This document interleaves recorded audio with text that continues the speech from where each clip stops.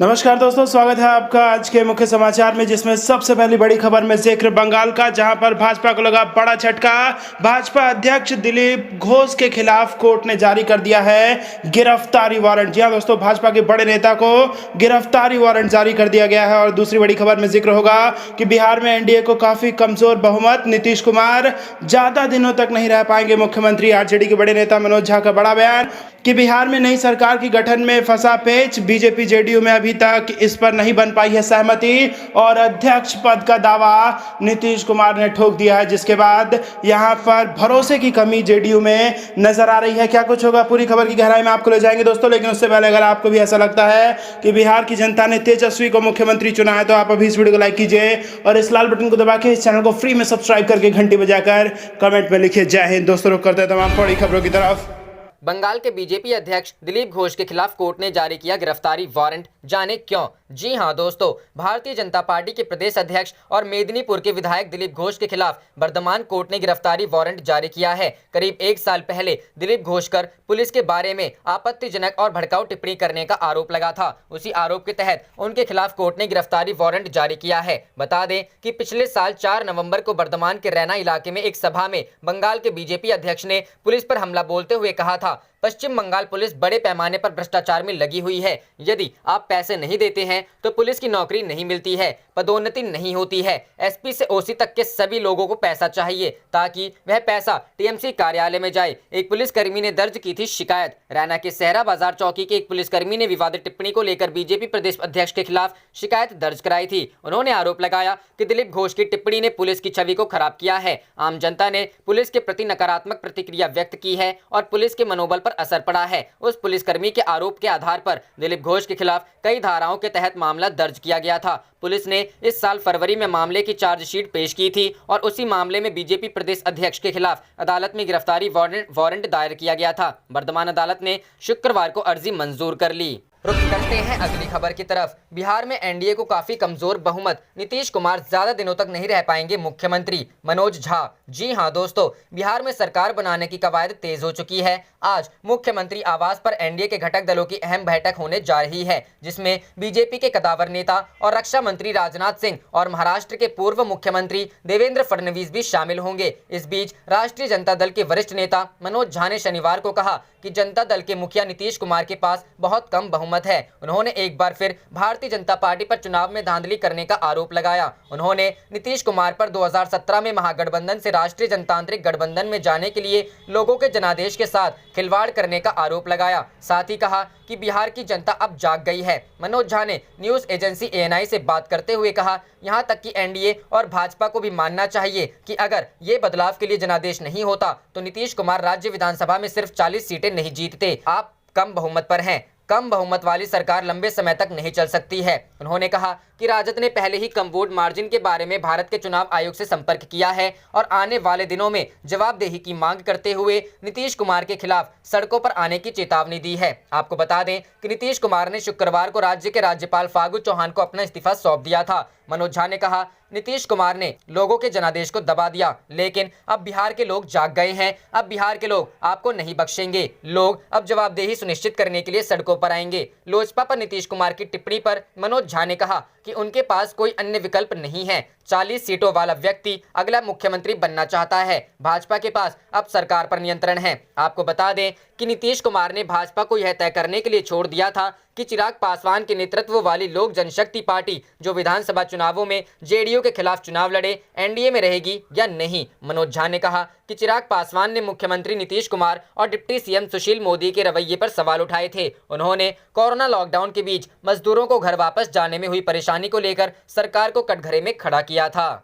रुक करते हैं अगली खबर की तरफ। बिहार में नई सरकार की गठन में फंसा पेच, बीजेपी जेडीयू में अभी तक इस पर नहीं बन पाई है सहमति। जी हां दोस्तों, बिहार में नई सरकार की गठन के लिए बैठकों का दौर जारी है। सब कुछ ठीक रहा तो आज नीतीश कुमार के मुख्यमंत्री बनाने पर अंतिम मुहर लग जाएगा और यह भी फैसला हो जाएगा कि नीतीश कुमार कब यानी किस दिन 7वीं बार मुख्यमंत्री पद की लेंगे शपथ। लेकिन यह सब इतना भी आसान नहीं है। दरअसल विधानसभा अध्यक्ष पद को लेकर भाजपा जेडीयू में पेच फंस गया है। बीजेपी और जेडीयू दोनों अध्यक्ष पद को लेकर अड़े हैं। बीजेपी चाहती है कि इस बार स्पीकर पद उसको मिले, लेकिन जेडीयू का कहना है कि जब से एनडीए की सरकार बनी तब से उनका ही विधानसभा अध्यक्ष रहा है, ऐसे में इस बार भी उसी का स्पीकर होना चाहिए। वहीं बीजेपी का कहना है कि जेडीयू का सीएम तो उनका विधानसभा अध्यक्ष होना चाहिए। आपको बता दें कि 2005 से लेकर 2020 तक जेडीयू का ही स्पीकर रहा है। इस बार भी नीतीश कुमार चाहते हैं कि पहले की तरह विधानसभा अध्यक्ष की कुर्सी उनकी पार्टी के पास ही रहे। फिलहाल विजय कुमार चौधरी विधानसभा अध्यक्ष हैं और नीतीश कुमार उन्हें इस पद पर बनाए रखना चाहते हैं। दरअसल विधानसभा में स्पीकर की भूमिका अहम होती है और जिस पार्टी का विधानसभा अध्यक्ष होता है उसे अप्रत्यक्ष तौर काफी फायदा मिलता है,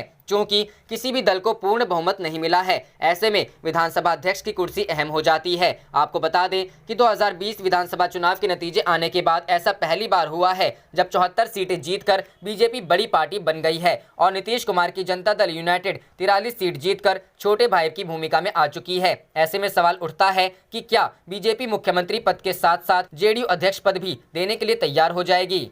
करते हैं अगली खबर की तरफ। बिहार में गहराई जोड़ तोड़ की सियासत, सरकार बनाने की दूरगामी रणनीति बना रहे तेजस्वी। जी हां दोस्तों, विधानसभा चुनाव के नतीजों के बाद एक तरफ जहां राष्ट्रीय जनतांत्रिक गठबंधन की सरकार के गठन की कवायद शुरू हो चुकी है, वहीं महागठबंधन भी सरकार बनाने की दूरगामी रणनीति बना रहा है। बताया जा रहा है कि जोड़ तोड़ की कोशिश के बीच उप मुख्यमंत्री की कुर्सी का भी ऑफर खुल गया है। महागठबंधन के प्रमुख घटक राष्ट्रीय जनता दल के नेता तेजस्वी यादव ने इसमें अपने कुछ प्रमुख सिपह सलाहकारों को लगाया है।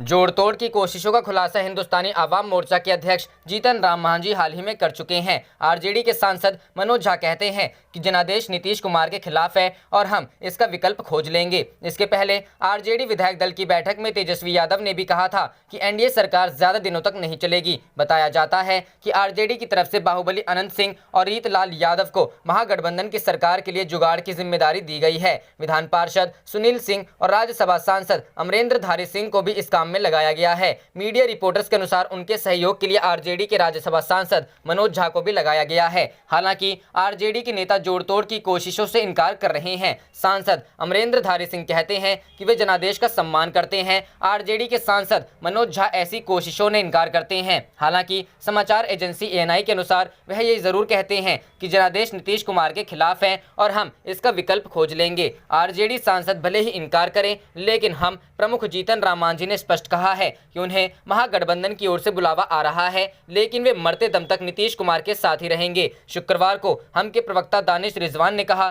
कि मांझी ने नीतीश कुमार के नेतृत्व में चुनाव लड़कर जीत दर्ज की है, इसलिए उनके साथ रहेंगे। रुख करते हैं अगली खबर की तरफ। बिहार चुनाव 2020 पर बोले अखिलेश, लोकतंत्र में इतना बड़ा धोखा किसी के साथ नहीं हुआ। जी हां दोस्तों, बिहार विधानसभा चुनाव का रिजल्ट आने के बाद भी इसके नतीजों पर चर्चाओं का दौर थमा नहीं है। इस बीच समाजवादी पार्टी प्रमुख अखिलेश यादव बिहार चुनाव पर अपनी बातें रखते हुए महागठबंधन के समर्थन में अपनी बातें कही। उन्होंने कहा कि बिहार की जनता के साथ भाजपा ने धोखा किया है। अखिलेश ने कहा कि महागठबंधन को जनता ने समर्थन दिया, पूरा समर्थन जनता का उनके साथ था, सीटें भी लगभग जीत गए थे। इतना बड़ा धोखा लोकतंत्र में किसी के साथ नहीं हुआ होगा जितना बड़ा धोखा भाजपा ने वहां के लोगों के साथ किया है और महागठबंधन को बेईमानी से हराया है। इससे पहले सपा अध्यक्ष अखिलेश यादव ने बिहार चुनाव में भाजपा पर बेईमानी का आरोप लगाते हुए कहा था कि लोकतंत्र में भरोसा करने वाले इन नतीजों से दुखी हैं। बिहार में एनडीए को केवल 13 से 14 हजार वोट ज्यादा मिले हैं, लेकिन उन्होंने पता नहीं क्या तिकड़म लगाया और सब पलट दिया। अखिलेश ने गुरुवार को पत्रकारों से बातचीत में कहा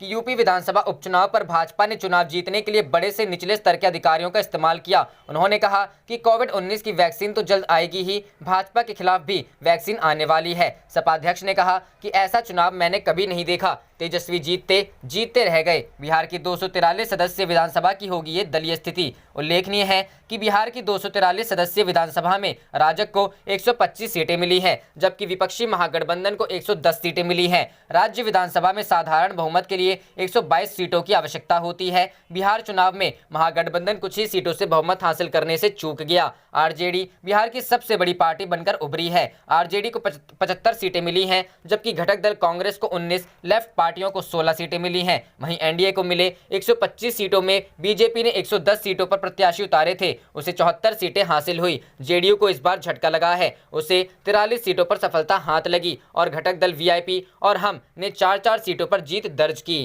रुख करते हैं अगली खबर की तरफ। कौन बनेगा बिहार का मुख्यमंत्री? नीतीश का नाम लगभग तय, लेकिन बीजेपी विधायक दल की बैठक में बिगड़ सकता है खेल। जी हां दोस्तों, बिहार में आज जबरदस्त राजनीतिक हलचल है। आज एनडीए को बिहार के लिए मुख्यमंत्री और उप मुख्यमंत्री के नाम तय करने हैं। एनडीए के साझेदार जेडीयू की तरफ से मुख्यमंत्री पद के लिए नीतीश कुमार का नाम तय है और पीएम सहित बीजेपी के कई नेता नीतीश के ही नेतृत्व में सरकार बनाने की बात कह चुके हैं। लेकिन फिर भी कयास है कि शायद एनडीए बैठक और बीजेपी विधायक दल की बैठक में मामला बिगड़ जाए। इस बीच पिछली सरकार में उप मुख्यमंत्री रहे सुशील मोदी को पार्टी ने दिल्ली बुलाया गया है। आज पटना में सबसे पहले करीब 10:30 बजे बीजेपी विधायक दल की बैठक होने वाली है। इस बैठक में बीजेपी विधायक दल का नेता चुना जाना है। बैठक में केंद्रीय पर्यवेक्षक के तौर पर रक्षा मंत्री राजनाथ सिंह शामिल होंगे। इसी बैठक में यह भी तय होना है कि बीजेपी किसे उप मुख्यमंत्री बनाएगी। अभी तक नीतीश कुमार की सरकारों में सुशील मोदी ही बीजेपी की तरफ से उप मुख्यमंत्री रहे हैं, लेकिन इस बार सरकार गठन से पहले सुशील मोदी को दिल्ली बुलाए जाने से राजनीतिक सरगोशियां तेज हो गई हैं। बीजेपी विधायक दल की बैठक के बाद दोपहर करीब 12:30 बजे एनडीए की बैठक होनी है। इस बैठक में एनडीए के सभी नवनिर्वाचित विधायकों को बुलाया गया है। इसमें बीजेपी, जेडीयू, वीआईपी और हम के विधायक मौजूद रहेंगे। बताया जा रहा है कि इस बैठक में तय होगा कि बिहार का मुख्यमंत्री कौन बनेगा। गौरतलब है कि 13 नवंबर को नीतीश कुमार से जब सरकार गठन पर सवाल पूछा गया था तो उन्होंने कहा था कि सरकार गठन के सारे फैसले 15 नवंबर की बैठक में लिए जाएंगे। नीतीश कुमार शुक्रवार को राज्यपाल फागू चौहान को अपना इस्तीफा सौंप चुके हैं, जिसके बाद राज्यपाल ने बिहार विधानसभा को भंग कर दिया है। आप देख रहे थे आपका अपना चैनल जय हिंद जय भारत।